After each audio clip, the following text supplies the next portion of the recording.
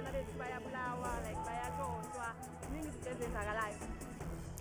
Abahlali base-Orange Farm eGauteng baphume ngobuninzi kwizitalato zalo mmandla bevakalisa ukungaxoli kwabo ngomba wabemi bangaphandle abakweli ngokungekho semthethweni. Sithi mawubuye uMzantsi Afrika wethu esiwuthandayo emaseleni. Mawubuye! United Democratic Movement ibambe inkomfa yayo yonyulo yesithandathu kazwelonke kuGompo eMpuma Kapa.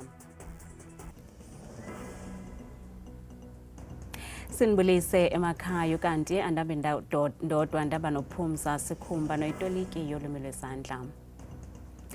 Umbutho iMarch and March namhlanje udele inqele kumngcelelo ochasene nabemi bangaphandle abangenamaphepha mvume okuhlala kweli Orange Farm eGauteng. Abahlali bavakalise ukungonwabi ngokonyuka kwezenzo zolwaphulo-mthetho, intswela-ngqesho neminye imikhwa abakholelwa kuba ibangelwa ngabemi bangaphandle abahleli kweli ngokungekho mthethweni. Bamemelela kurhulumente kuba aqinise ulawulo kwimida yeli yayanika ingqalelo izikhalazo zabo. Umyalezo wabaqhankqalazi ucace gca bathi kwanele abahlali base-Orange Farm babamba umngcelelo ochasene nabemi bangaphandle abangenampepha mvume bebongoza urhulumente okokuba awumilisele ngamandla umcimbi wokufuduswa kwabo.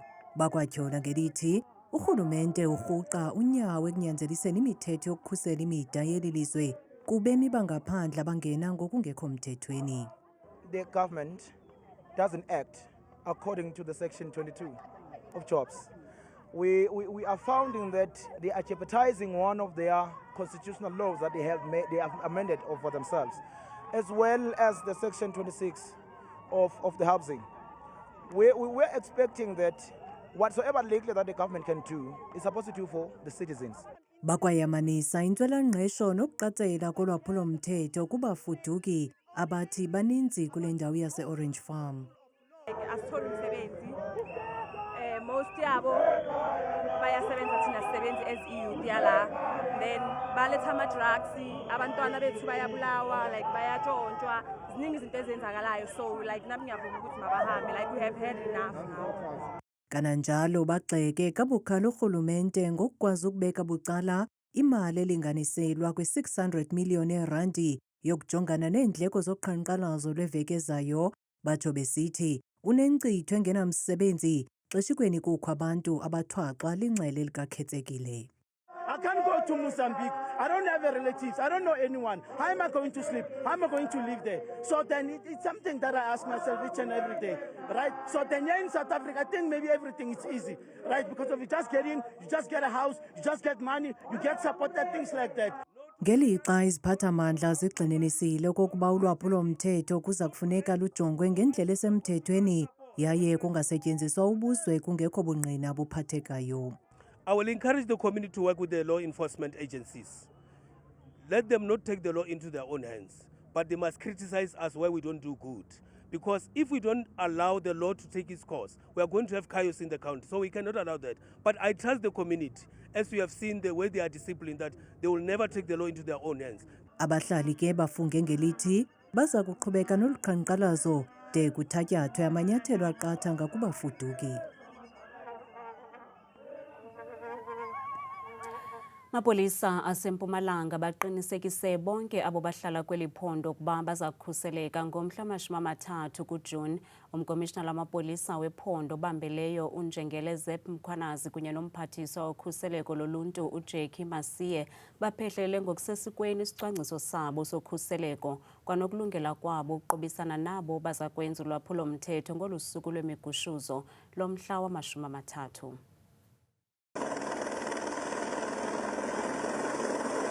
Emaphoyisa eMpumalanga athi ende onke emalungiselelo mayelana nale mibhikisho lelindzeleke ngalwesibili lotako. Tindzawo letifaka ekhatsi emalahleni kanye nemkhondo tibonakala njengaleto letitawuhlupha kakhulu. Kanti-ke emaphoyisa athi atawutseleka ngetingani kutolwisana nebugebengu. The right to safety as outlined in Section 12 of the Constitution. Every person, business, school, hospital, and commuter has the right to be free from violent and intimidation. Mkhwanazi sewuncuse emaphoyisa ukuthi aqinise sandla kodwa ahambisane nemthetho. No shop must be broken in. No shop must be looted. I hope you hear me very well on that.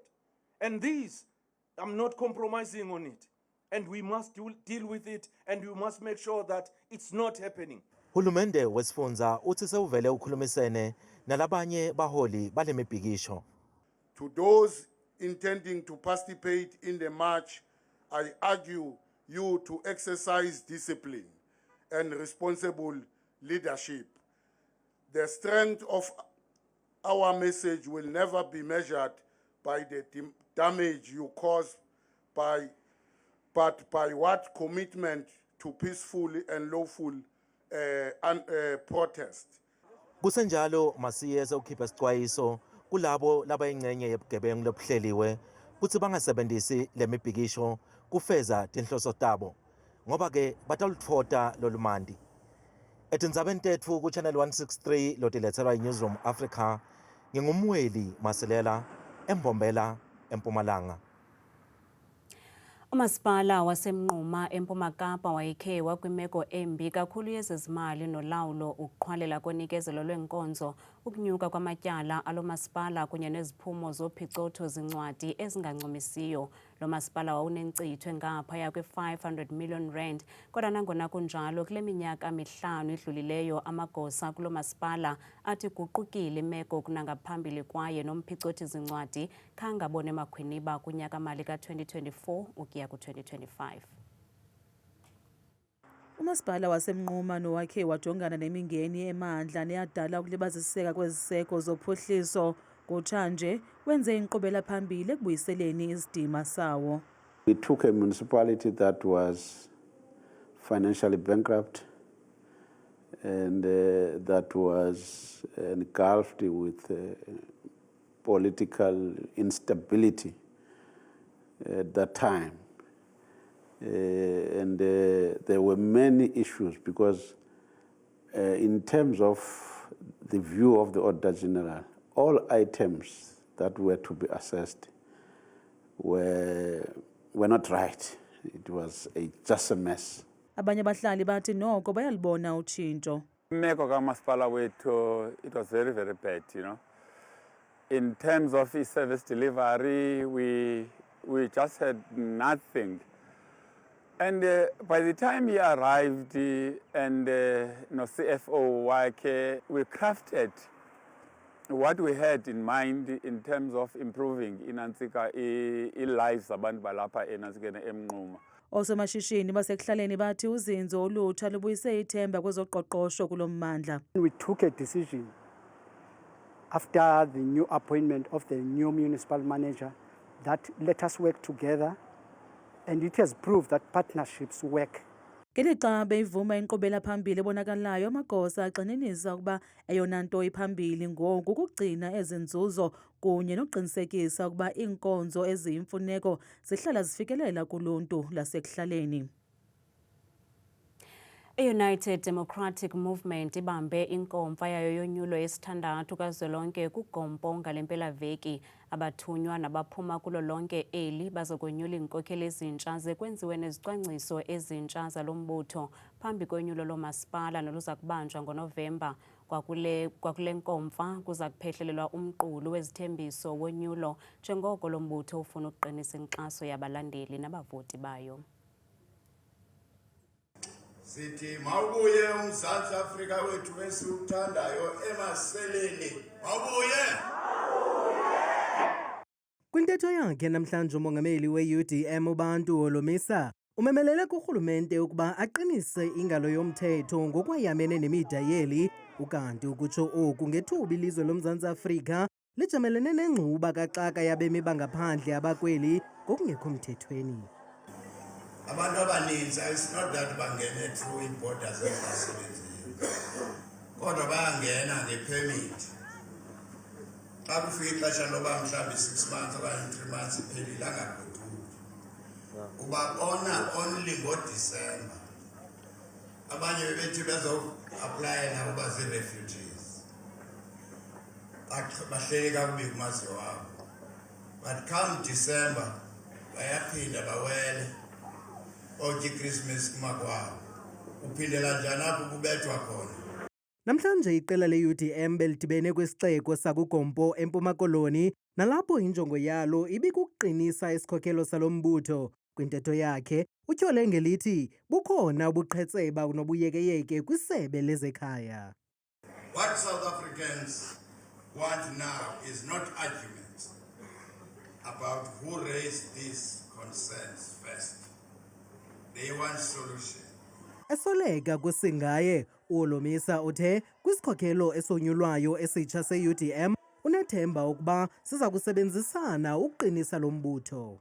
We expect to come out of this Congress with a dynamic leadership team that reflects a balance between experienced leaders and young people.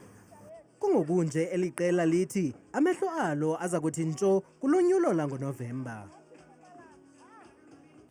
Kuthathe iminyaka esibhozo yonke phambi kokuba umbhali uSainang Tsotetsi apapashe incwadi yakhe nethi Diary of a 16-year-old Prostitute. Oluhambo lweminyaka esibhozo lukaSainang Tsotetsi liyangqina ukuba ngokwenene umzingisi akanashwa. Sainang, siyakwamkela kwiindaba zethu. Kutheni kukuthathe iminyaka esibhozo yonke ukupapashwa kwincwadi yakho? Ngakusichazele ngohambo lwakho. Dadewethu, uhambo lwami ukuzofika la ngikhona alibanga lula neze. Belinengqinamba eziningi, ama-delays angapheli nama-challenges nje ukuthi ababhala incwadi babhekana nawo. Kodwa-ke ngiyajabula ukuthi yabona enye inkinga ebekubhekene nayo bekuwukuthi ngifuna ukuthi le ncwadi ingapublishwa nje, kodwa ipublishwe ngokuthi ikhethwe kwezinye ezincintisana nayo. Kodwa ngenhlanhla ke yakhethwa i-Center for the Book ngokusebenzisana ne-University of Free State ne-Department of Sports, Arts and Culture. So ke uma ngibheka emuva kule minyaka ewu-80 ukubekezela kwami nokuyilinda kwami kube nemiphumela emihle, kungisizile ngani ngoba kwenze ukuthi le ncwadi ithole isisezandleni ze-University of Free State. Engasho ukuthi futhi benze umsebenzi oncomekayo ukuyiphucula le ncwadi ukuthi ize ibe kulesimo ekuso njengamanje. Okuwukuthi ngoba mawuthi uyabheka indaba edila ngayo le ncwadi indaba ebucayi ngendlela ezisimanga.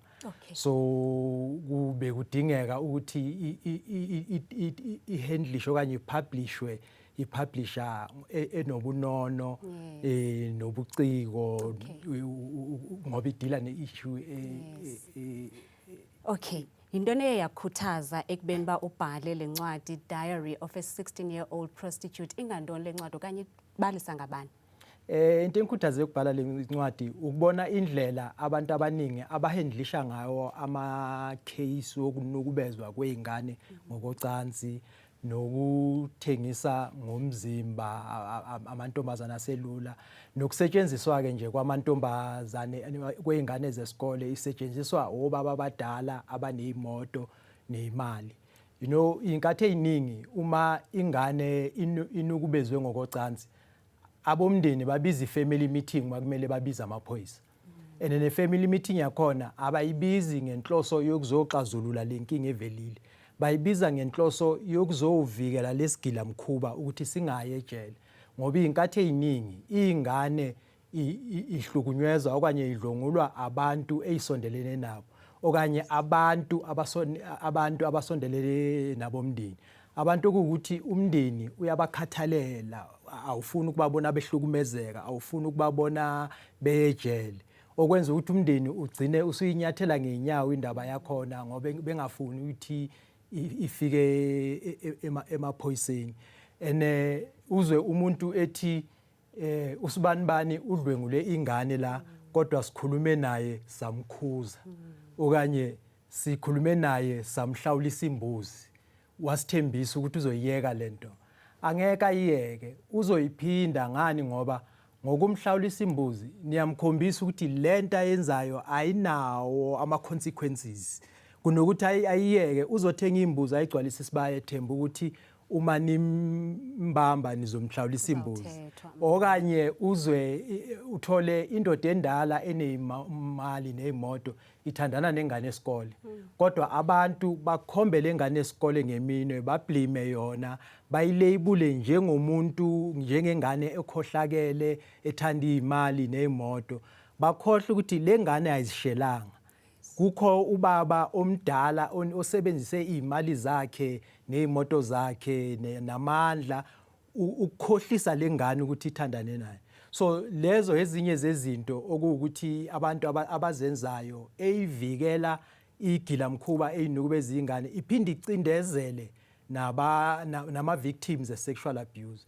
so kuthe uma ngibona lezi zinto ngase ngithi umphakathi udinga ukuqwashiswa ngale mkhuba ukuvikela igilamkhuba so ngase ngithi kunganjani ngibhale incwadi ezoqwashisa umphakathi ngale inkinga esibhekene nayo kodwa ngingayiqwashisi ngokutshela nje umphakathi ukuthi kunenkinga enje ngokuqwashise ngokuthi ngithathe umbukeli ekhaya ngimfake ezicathulweni zengane enukubezwe ngokocansi ngithathe umbukeli ekhaya ngimfake ezicathulweni zengane yesikole engazilutho ethandana nobaba omdala onezimoto nemali ngenhloso yokuvula umbukeli emakhaya amehlo kumenza abone ukuthi lenkinga esibhekene nayo inkinga ebucayi ngendlela eyisimanga so lencwadi ke incwadi yokuqala incwadi yokuqala ku series yezincwadi ezintathu incwadi eqwashisa umphakathi ngokunukubezwa kwezingane ngokocansi nokudayisa ngomzimba amantombazana aselula iphinde iveze ubudlelwane obukhona phakathi kwalezi zinto lezimbili ngamanye amazwi ibonisa umbukeli ekhaya ukuthi ukudayisa ngomzimba kuhlobene njani nokunukubezwa ngokocansi uyazi so uqwashisa njani ke umphakathi lezincwadi uqwashisa ngokuthi ixoxe istory sentombazane eneminyaka ewu16 egama layo kunguSindi odayisa ngomzimba eHillbrow. Sayinanki siyabulela kakhulu bhuti ngexesha lakho. Ngiyabonga.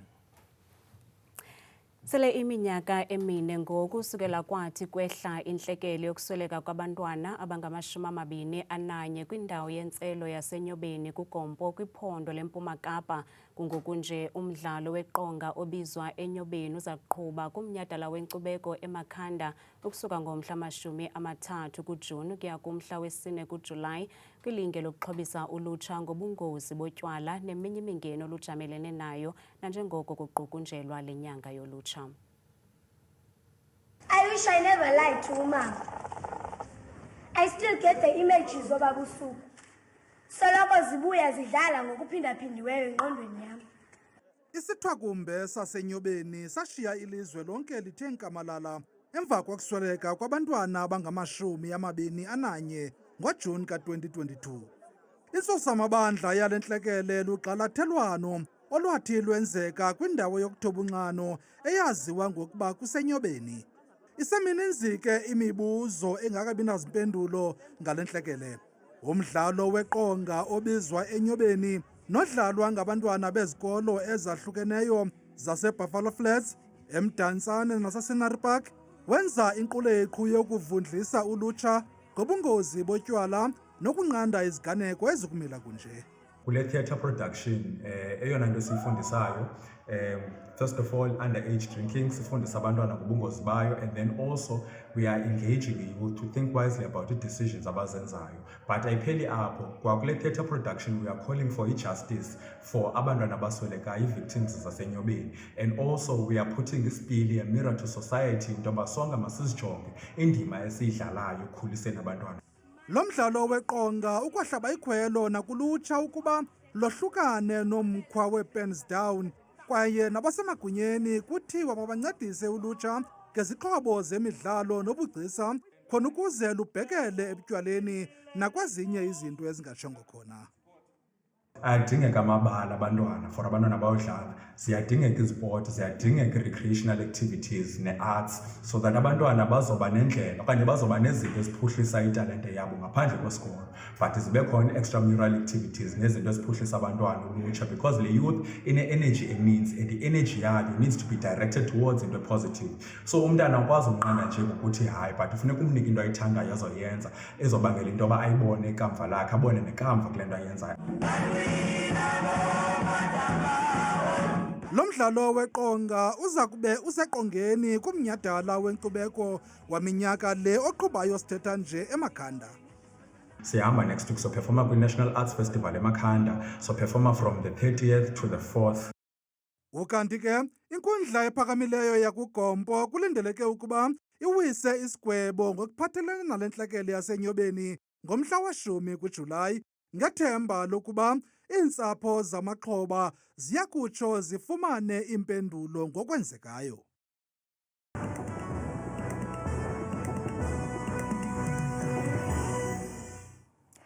Ngosikakhulu ke mamqwathi nomamzangwa ezindabeni, ndiyakubulisa nawe mbukela apha ekhaya, ndikwamkela ke kwidesika yeMozulu. Mna ke bethuna ngegama ndikuthabile ke ndiyinzwakazi yabathembu kokubanzi ke mbukeli wam, masiyiphawule yenjenje iMozulu. Sike sijonge ngomfanekiso wokuqala kaloku mbukeli ogxila ngokuqatha ke kwiziganeko kaloku zemvula nomoya nje kuwo wonke uMzantsi Afrika. Nawe apha ekhaya uyawuthi uphawule kakhulu uba imeko noko imaxongo kakhulu kwiindawo ezininzi ke ezikolaphondo lonke lentshona koloni, futhi kwiindawo ezininzi phaya kooFredendal ngaselunxwemeni napha ko-Beaufort West, futhi ingqele sabikwa kakhulu mpela futhi kuzo zonke zongingqi ezithanda uzinza kumbindi apha eMzantsi Afrika. Ngokubanzi ke bethini masijongeni kaloku amaqondo wethu ke aphantsi naphezulu, sifole ngephondo lokuqala phondo elo ke kuphaya kaloku eMpuma Kapa, kwezo ndawo ke mbukeli wamfuthi ezipha kaloku encamini kwela phondo, wena ozinze kakhulu phaya koRhafu ekuseni, futhi qaba ngamafu kakhulu ekuseni, inkwankca yabikwa kakhulu nengqele ngo-10 degrees benjenje, futhi mzontsundu wam ephondweni ke lapha eFree State nelekumbindi ke apha eMzantsi Afrika kumazantsi welaphondo, futhi wena uhlala phaa koBloemfontein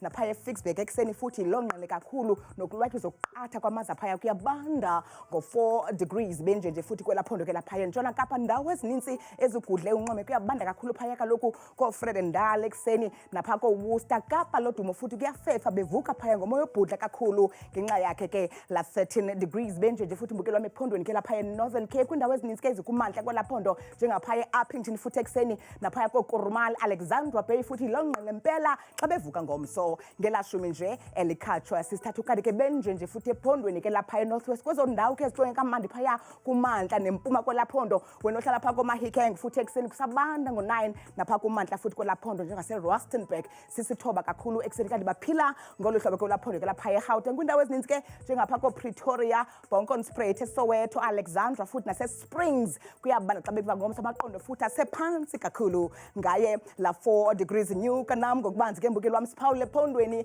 lapha eLimpopo kumazantsi, futhi nentshona kwelaphondo njengapha kooThabazimbi ekuseni bilabila napha koPhalaborwa, futhi ke kumazantsi nempuma futhi yabikwa kakhulu longqele ngenxa ka-12 degrees benjenje, futhi ephondweni lapha koMpumalanga kwindawo ezininzi ke futhi eziphakame kakhulu kwelaphondo njengapha koMiddleburg buphaya esikhukhuza, futhi ekuseni napha embindini kwelaphondo njengapha koMbomela, futhi longqele kakhulu ekuseni, futhi ngo-9 vume ekhaya ndivale ndiyisonge nam iMozulu ngephondo lokugqibela ke phaya bethuna KwaZulu Natal kumantla, futhi phaa koNewcastle ekuseni, futhi ingqele kakhulu ngo-1 napha eVryheid kusabanda kakhulu koRichards Bay ekuseni nge-15. Mna ndikuthanda kangaka Xesheli Myoli.